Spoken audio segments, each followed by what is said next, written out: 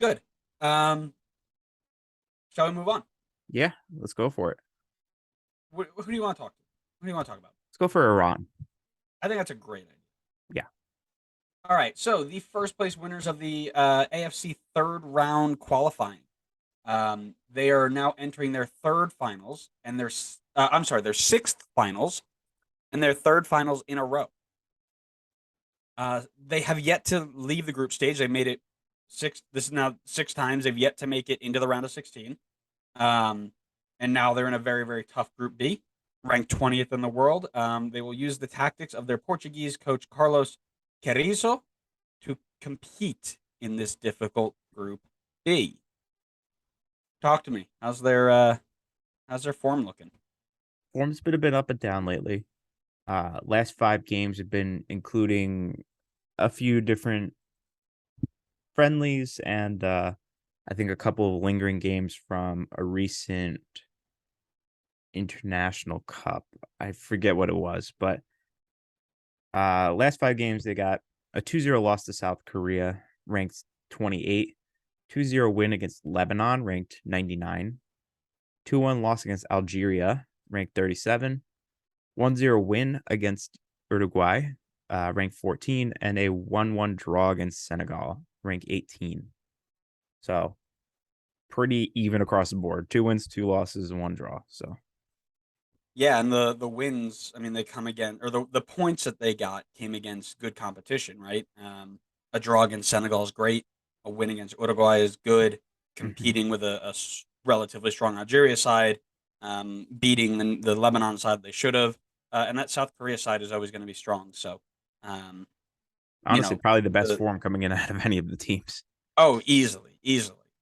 Um, the issue for me is they're kind of kind of a one man attack. They, they feel like a 2-man attack, to be honest. Yeah, yeah. Well, the second man is kind of hurt. Yeah. Yeah. So I was going to right, mention that when we got into it eventually. yeah, right now. So will the teams in this group be able to pick that out? And that's what we're about to talk about. Key players, of course, for me. We'll start with the obvious one, Mediterranean, the striker from Porto. He is easily the best, most informed striker for this Iranian team right now. Um, he is finishing goals for fun. He's got 27 goals and 60 appearances for the national team, 4 goals and 4 appearances in the Champions League, scoring two against Leverkusen, two against Bruges. He's a three-time league top scorer. He won the Portuguese champ, the Portuguese Cup, two-time Iranian championship. He's just going to be a monster. His movement's very good, strong in hold-up play, explosive behind the back. He is going to find a way to hurt you at some point in this group. Yeah, I love me some Mediterranean. I mean, admittedly, it's some bias from a football manager save that I have, but um, Boo. I'm a big fan of his. So I realize that he's going to be the biggest threat for that Iranian team. I guess I'll jump into their I guess number 2 guy that potentially isn't going to be there is Sardar Azmoun. Um, right now, from what I was understanding, is it seems like he might be pretty like doubtful to make it, which is going to be a pretty major loss for them, in my opinion. Um, he plays for Leverkusen. He's had 8 appearances this season, no goals or assists, a 6.6 rating. I believe that rating may be driven down by a number of sub appearances, so that might be, take that with a grain of salt. In World Cup qualifying, though, he was phenomenal. 10 goals and 4 assists in 14 games. And in their friendlies against Senegal, Algeria, and Uruguay, he got a goal against Senegal. So I think even though his numbers haven't looked super strong as of late, I think if he's out, that's going to hurt a lot because now everybody can turn their attention to solely on pretty much Mediterranean. I agree. I remember in 2018, he was the guy. Like he was the guy you were like, okay, he's going to score all the goals. He's going to do all of the work. watch out for him. Now Taremi's come up and kind of supported him in that. You could get a really good two-headed monster there, or you have one with players on the flanks, which is kind of the way it seems like they're working. Um, he hasn't scored for Leverkusen, but 41 goals in 65 games for Iran is nothing to sneeze at. It was Russian League Player of the Year way back in 2019. Um, the dude can play. So Yeah. if he's healthy, watch out. I mean, Now he's my not last nicknamed the Iranian Messi for nothing. I remember those. I remember like pre 2018 Facebook was like all over this guy. Like, watch out for him. He's gonna be the man. Yeah. Um, I feel I feel like it would be criminal if we left Yeah, off you can't one let me legend of the. I feel like I should be Do you talking want to about him. highlight it, or do you want me to tell the story? I can highlight him, but if you want to tell the story first, by all means. All right. So why don't you go ahead and highlight him, and then I'll tell the story of why he's our legend to the pod. All right. Well, I apologize ahead of time if I botch this name because this is not going to be easy. But You botched him. He was your favorite player. Ali Reza Jahanbakhsh, currently at Feyenoord, previously at Brighton, just to give a little context for what's about to come. He's got a 684 rating right now. 3 assists so far this season in 8 appearances. Also had a pretty strong World Cup qualifying, 5 goals, 2 assists in 12 games, and got 1 goal against Algeria in their recent run of friendlies. So, okay form, nothing great, but I'll let you hop onto the story. Go ahead. We're getting casual for this story. We're bringing the mic back. I'm leaning back in the chair. Oh So boy. let me flash back to a time. Let me get these numbers right before we go. Let's go over to Iran. Click enter. Let's go ahead and click on this team. And there he is. All right. So when a good friend of ours was playing Fantasy Premier League in 2018, Brighton had just signed this guy. Record signing this guy is for their team as they just got promoted. And his name was Jahan Bakash, or however Connor pronounced it. And we're playing fantasy. We got 2 weeks left. Connor goes to play Big Brain. He drops a triple captain. Who does he triple captain? Not Parry Payne. Not Kevin De Bruyne. Not Raheem Sterling. He drops it on Jahan Bakash, who didn't even play in the double game week.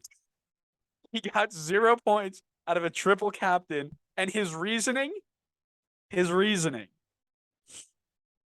guys, he was their record signing. Of Well, course, he was going to be good. that wasn't the sole reasoning.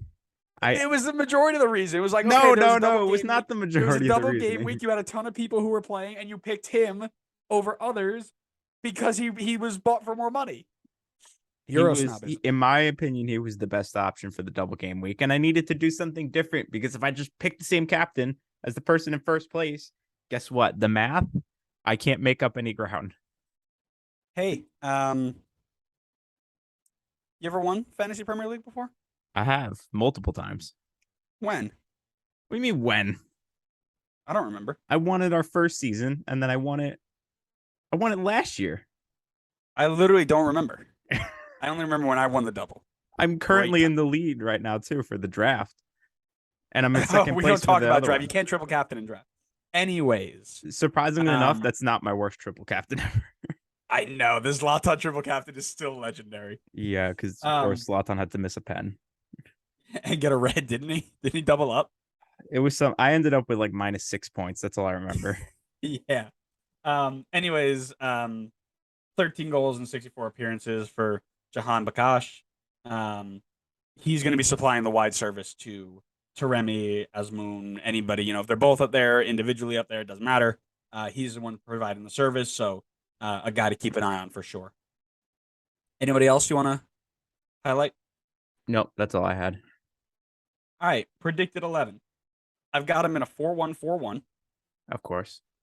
And yeah, my apologies for names. This is going to get bad.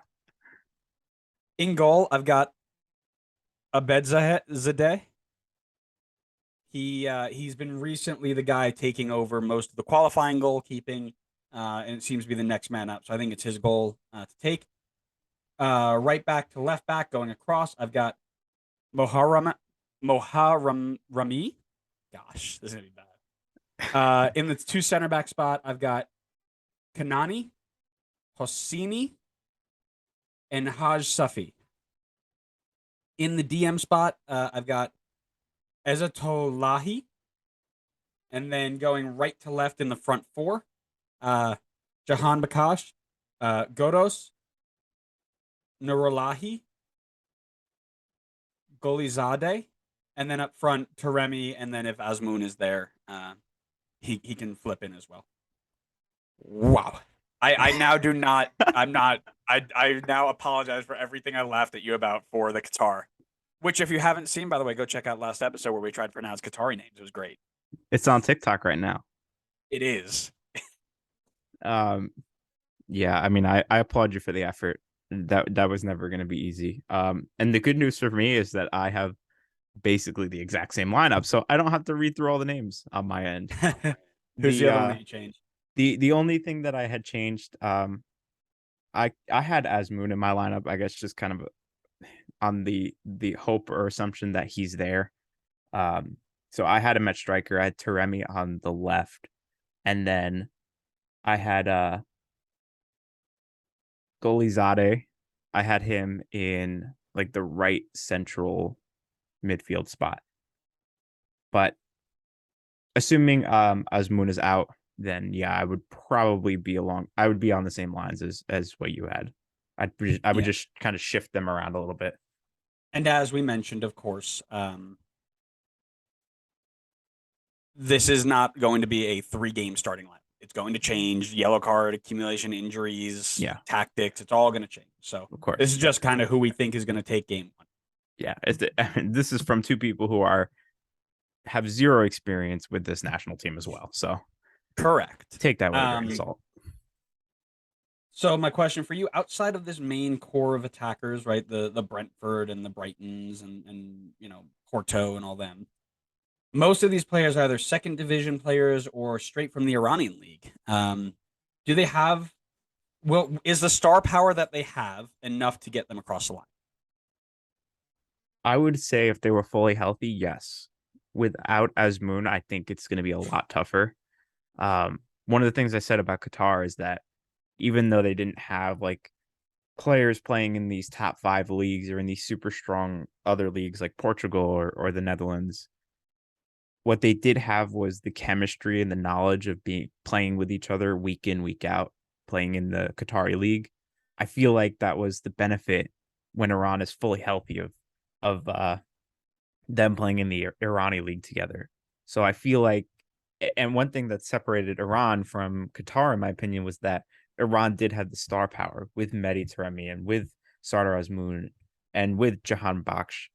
So I think if they were fully healthy, they're absolutely a threat to get out of this group. Without Azmoun, I think it's going to hurt a lot, though. All right. To me, I don't know if it's enough to get them across the line because their I'm going to say quote unquote weak points are in the important positions, right? Their center back spots, their goalkeeper spots. The spots you kind of need somebody to be a bit stronger in. So I'm going to say it's not enough. I don't think that they're going to get blown out by any stretch of the imagination, but I don't know if they're going to be super they're not going to get across the line.